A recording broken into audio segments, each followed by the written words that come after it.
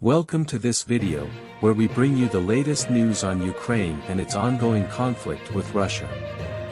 In this update, we'll cover stories that have made headlines in recent weeks, including the EU's ammunition aid to Ukraine, the reported destruction of Russian cruise missiles in Crimea, and Pakistan's tank transfer to Ukraine. We'll also discuss a recent conversation between Russian President Vladimir Putin and Chinese President Xi Jinping about a plan to end the war in Ukraine.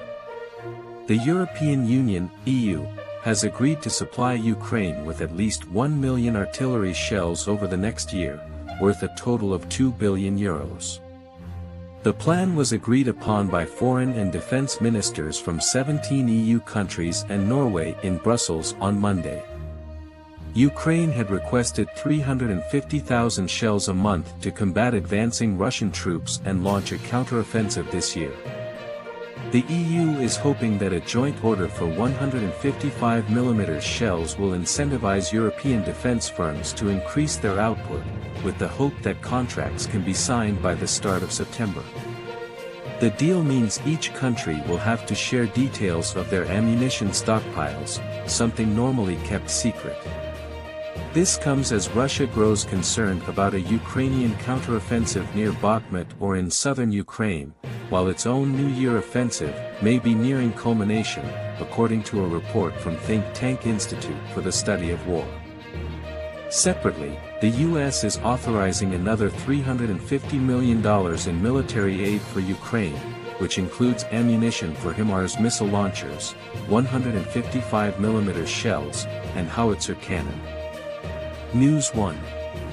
On Monday, March 20, 2023, an explosion occurred in the Crimean city of Dzhankoy, which destroyed Russian Kalibr cruise missiles intended for use by the Black Sea Fleet of Russia. Ukraine's defense ministry confirmed the explosion, but it did not claim responsibility. Anton Gashenko, an advisor to Ukraine's Interior Ministry, circulated footage that reportedly showed the train station area in the city. However, the authenticity of the footage could not be verified. According to the ministry's main intelligence directorate, the explosion destroyed the missiles as they were being transported by rail. The directorate also added that the missiles had an operational range of more than 2,500 kilometers on land and 375 kilometers at sea. The Russian-appointed governor of Crimea, Sergei Aksyonov, claimed that anti-aircraft weapons were fired in the vicinity of Dzhankoy, and falling debris injured one person, damaged a home and a store. However, he did not mention the destruction of the cruise missiles or specify why the anti-aircraft weapons were fired. Ihor Ivan, the Russian-installed head of the Dzhankoy administration, stated that the city was attacked by drones, and a 33-year-old man suffered a shrapnel injury from a downed drone. Oleg Kryukov, an advisor to the Russia-installed head of Crimea, claimed that the drone attack was aimed at civilian targets, and one drone hit and came down near a technical school, while others crashed in residential areas. Russian state news agency TASS quoted Ivan as saying on KRYM-24 TV that a house, school, and grocery store caught fire, and the power grid sustained damage.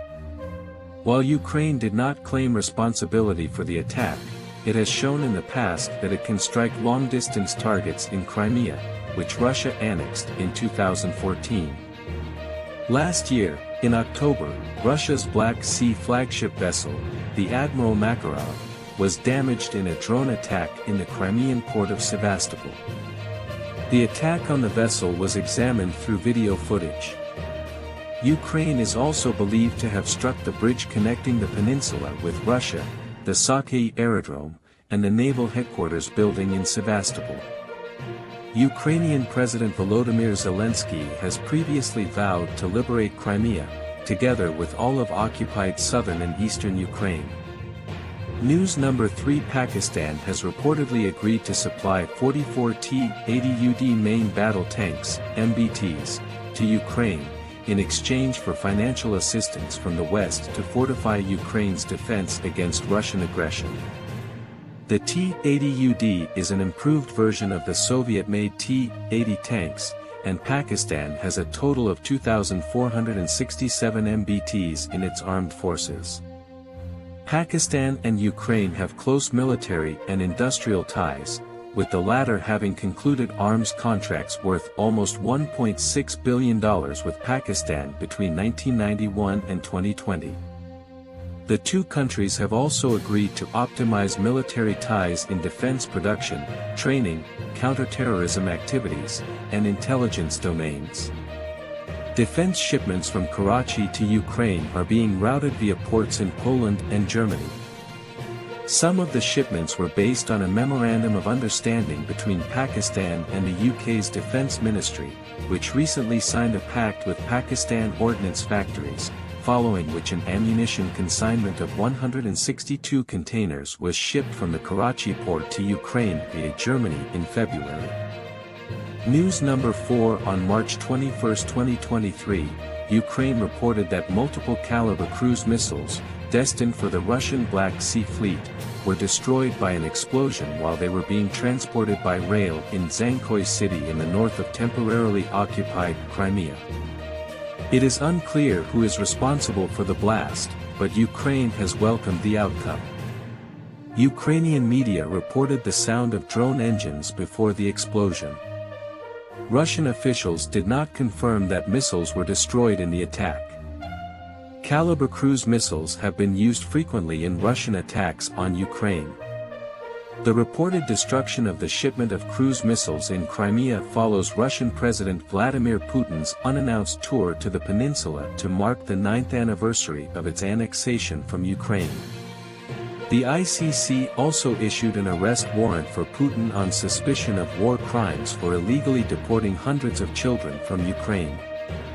Putin dismissed the ICC warrants as outrageous, while Ukraine welcomed them as a major breakthrough in pursuing justice for the victims of Russian war crimes.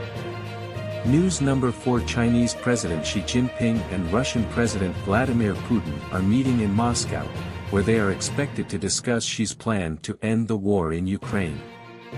The plan, released last month, calls for a ceasefire and resumption of peace talks, but the US has warned that it could be a stalling tactic by Russia. China's plan does not specifically call for the withdrawal of Russian forces from Ukraine, which Ukraine has insisted on as a precondition for talks. However, the plan does call for respecting the sovereignty of all countries and gradually de-escalating the situation. The meeting between Xi and Putin comes just days after the International Criminal Court issued an arrest warrant for Putin over war crime allegations. That's it for this update on the latest news from Ukraine. Stay tuned for more updates on this ongoing conflict, as we continue to follow developments and bring you the latest information. Thank you for watching, and we hope you found this informative. Don't forget to like and subscribe for more updates.